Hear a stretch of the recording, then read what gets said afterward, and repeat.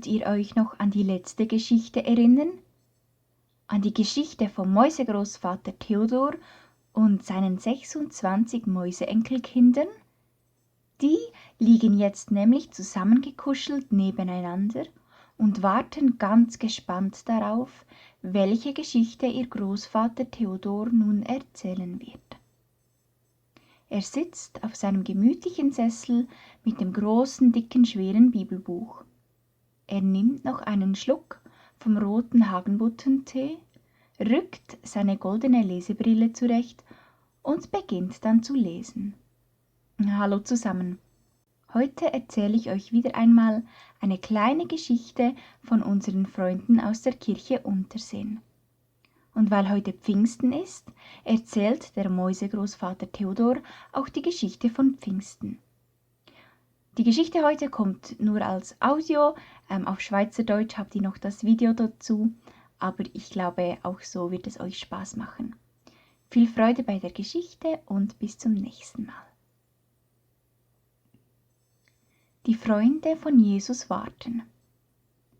Die 12 Jünger und noch ganz viele andere Freundinnen und Freunde von Jesus.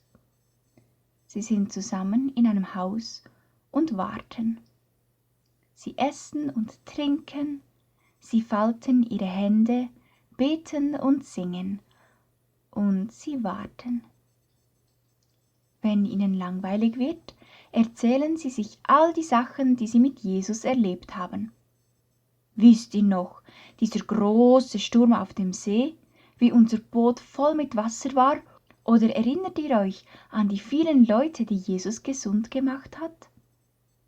Ja, und sie erinnerten sich daran, wie sie mit Jesus am Lagerfeuer Fisch grillierten und alle ganz nah bei ihm sitzen wollten.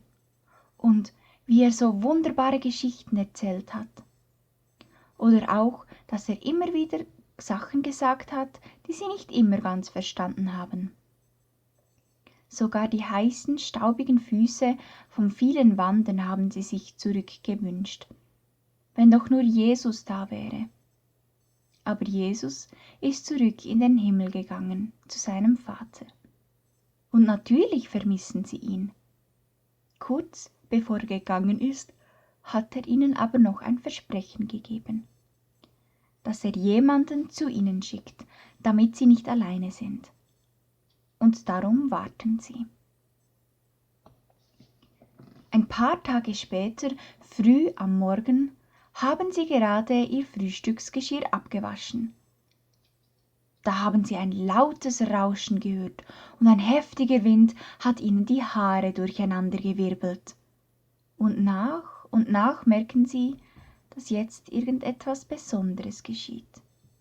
Und dann ist wirklich etwas absolut Wunderbares geschehen. Nach dem Wind kam plötzlich ein Feuer. Aber es hat nichts verbrannt, sondern es hat sich in kleine Flämmchen aufgeteilt. Und über dem Kopf von jeder Freundin und jedem Freund von Jesus schwebte dann ein Flämmchen. Sie haben einander mit großen Augen angeschaut und gestaunt. Und irgendwie haben sie gespürt, dass in diesen kleinen Flämmchen der Heilige Geist ist. Der ist jetzt zu ihnen gekommen, so dass sie nie mehr alleine sein müssen. Mit der Zeit haben sie gemerkt, dass dieser Heilige Geist jetzt bei jedem Einzelnen sein kann und sie tröstet, wenn sie traurig sind. Oder super tolle Ideen geben kann. Oder Mut, wenn gerade eine schwierige Aufgabe ansteht. Mit der Zeit waren dann die Flämmchen auch nicht mehr über dem Kopf, sondern sie haben den Heiligen Geist in ihrem Herz, in ihren Gedanken oder in ihren Händen gespürt. So sind sie dann alle aus dem Haus herausgegangen und haben in ganz verschiedenen Sprachen angefangen zu reden und den Menschen vor dem Haus von Jesus erzählt.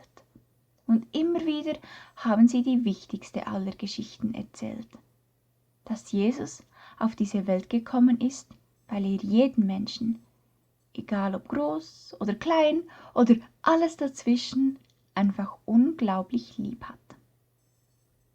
Der Mäusegroßvater Theodor hat sein Buch zugemacht und alle Mäusekinder haben geklatscht und fanden die Geschichte super spannend. Eigentlich hätten sie am liebsten noch viel mehr Geschichten gehört, aber die Mama Maus hat ihnen gerade gerufen, dass jetzt Zeit zum Essen sei und sie alle ihr helfen sollen. So hat dann die Geschichtestunde für diesen Tag ihr Ende gefunden. Aber ich bin sicher, dass irgendeines der Mäuseenkelkinder ziemlich bald wieder gerne eine Geschichte hören möchte und den Großvater Theodor überzeugt, das große, dicke, schwere Bibelbuch wieder hervorzunehmen. Und wenn Ihnen das gelingt, dann hört ihr wieder von mir und ich erzähle euch eine weitere Geschichte vom Mäusegroßvater Theodor und seiner Familie und seinen Mäuseenkelkindern. Bis dahin wünsche ich euch schöne Pfingsten oder einfach eine schöne Zeit und bis zum nächsten Mal, wenn es wieder heißt, dass ich euch eine kleine Geschichte erzähle von unseren Freunden aus der Kirche Unterseen. Tschüss zusammen!